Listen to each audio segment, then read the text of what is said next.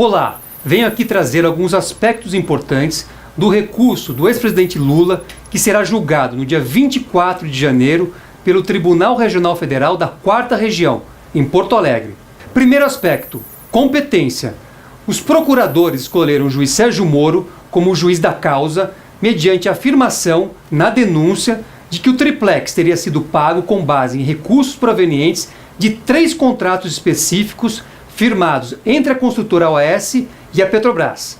Nós, da defesa, sempre mostramos que não havia nenhuma prova de que valores da Petrobras estavam envolvidos no caso e pedimos para que a ação penal fosse distribuída para um juiz de Brasília ou do Guarujá.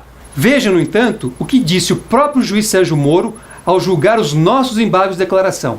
Esse juízo jamais afirmou, na sentença ou em lugar algum, que valores obtidos pela construtora OAS nos contratos com a Petrobras foram utilizados para pagamento de vantagem indevida para o ex-presidente. Essa afirmação é do próprio juiz Moro e deveria gerar 2 consequências jurídicas.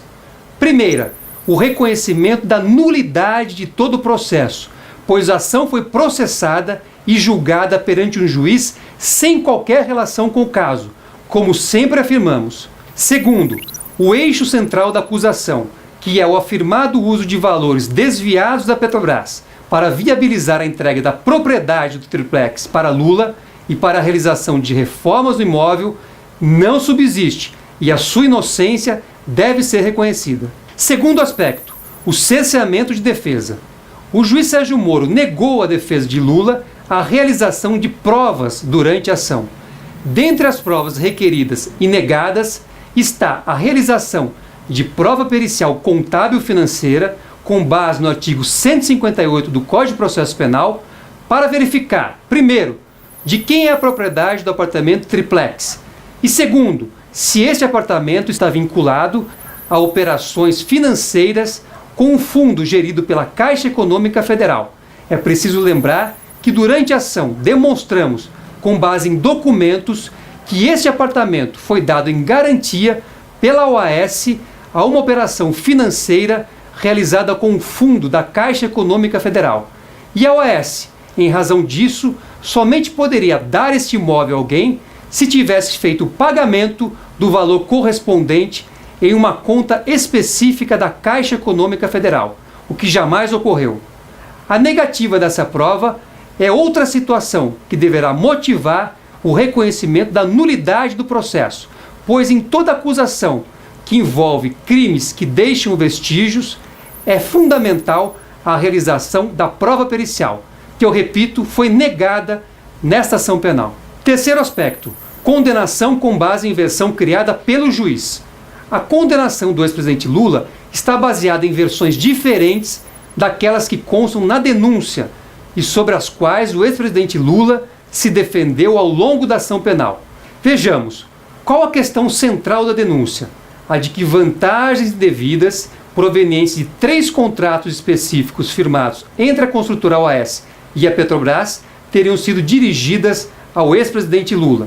O próprio juiz Sérgio Moro havia afirmado no início da ação que o objeto da denúncia é determinado e relativo a 3 contratos. No entanto, ao complementar a sentença, julgando os embargos de declaração que nós apresentamos, o juiz Moro admitiu que não há envolvimento de valores da Petrobras no caso. Disse ele, este juízo jamais admitiu, na sentença ou em lugar algum, que valores obtidos pela construtora OAS nos contratos com a Petrobras foram utilizados para o pagamento de vantagem indevida para o ex-presidente. Ainda sobre este item, vejam que a denúncia sempre trabalhou com a hipótese de que a OAS teria transferido a propriedade do triplex para o ex-presidente Lula. Diz a denúncia, os valores utilizados pela OAS para transferir a propriedade da cobertura triplex 164A do condomínio Solares para Lula e Marisa Letícia advieram de recursos públicos auferidos ilicitamente pela consultora OAS em contratos firmados com a administração pública, incluindo a Petrobras. A sentença, no entanto, sai totalmente desse trilho. Diz que o apartamento 164A teria sido atribuído ao ex-presidente Lula. O que significa atribuir um apartamento a alguém? Essa situação jamais foi discutida na ação penal e sequer faz parte da própria situação relativa à propriedade. O juiz, portanto, usou de uma versão absolutamente diferente daquela que foi apresentada pelo Ministério Público na denúncia. E essa também é uma situação apta a gerar a nulidade de todo o processo. Quarto aspecto, a ausência da prova da culpa e descarte da prova da inocência. O ex-presidente Lula foi condenado pelos crimes de corrupção passiva e lavagem de dinheiro. Para que essa condenação fosse possível juridicamente, o juiz deveria ter demonstrado na sentença, o que não ocorreu, que, primeiro, Lula, na condição de funcionário público, ou seja, de presidente da República, teria praticado ou deixado de praticar atos específicos para beneficiar a construtora OAS e, contrapartida, teria solicitado e recebido a propriedade de um apartamento triplex, além de reformas feitas nesse imóvel.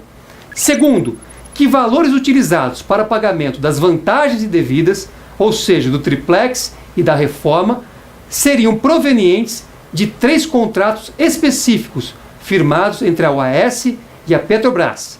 E terceiro, que Lula teria conhecimento de que recursos utilizados na compra do triplex e na sua reforma teriam origem ilícita e ele teria atuado para mascarar essa situação e dar contornos de legalidade. A própria sentença, no entanto, permite afastar todas essas hipóteses, o que significa afastar os próprios crimes atribuídos a Lula, pois não identifica qualquer ato da competência do presidente da República, o chamado ato de ofício, que tenha sido praticado por Lula em favor da construtora OAS.